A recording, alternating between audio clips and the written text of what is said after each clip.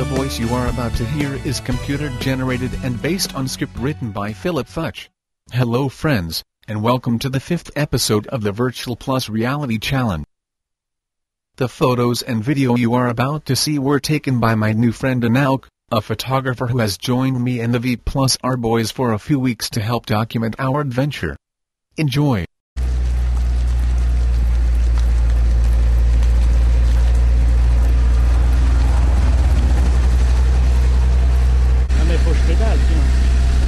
Faut pas croire que je fais Paris-Pékin en roue libre.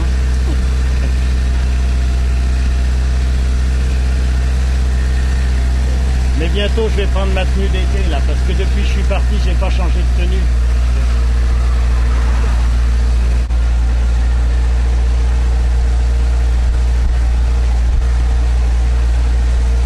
28 à l'heure jusqu'à Pékin, ça irait vite. On devrait arriver avant les Jeux Olympiques.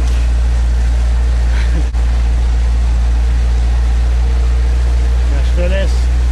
Voilà le coureur.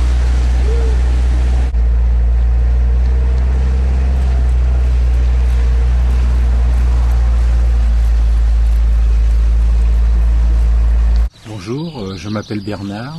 Je suis le chauffeur de l'expédition Paris-Pékin. Nous sommes actuellement en Biélorussie.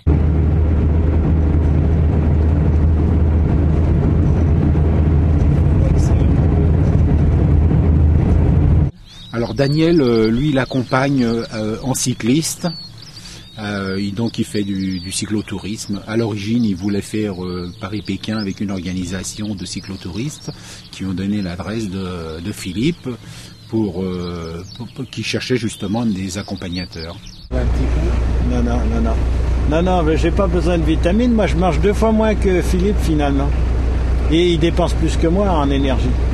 Il me demande toujours as-tu faim, j'ai pas faim moi. Pourtant je suis un grand mangeur. Ce qui est prévu c'est d'en faire 80, mais à 70 c'est pas trop grave quoi. Mais quand on en fait 70, ça minimise après les jours de repos. Quand on en fait 80, on peut s'accorder des repos plus confortables ou plus longs. Et quand on pédale pas tous les jours régulièrement, ben on grignote sur les jours de repos. Et où est-ce qu'on va ? Aujourd'hui, on est en Biélorussie. On vient de faire à peu près 32 km ce matin et on vient de s'installer dans un beau restaurant biélorusse avant d'arriver ce soir à Vizbek, qui est la dernière ville avant d'arriver à la frontière russe.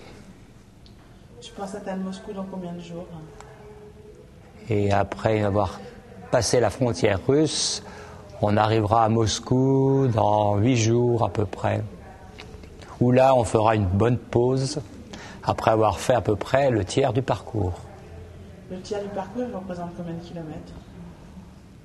On aura fait à peu près 3000 kilomètres et l'objectif c'est d'en faire 10 000 si tout va bien. Comment tu te sens aujourd'hui ? Aujourd'hui ça va bien, je suis assis au restaurant et tout va très bien.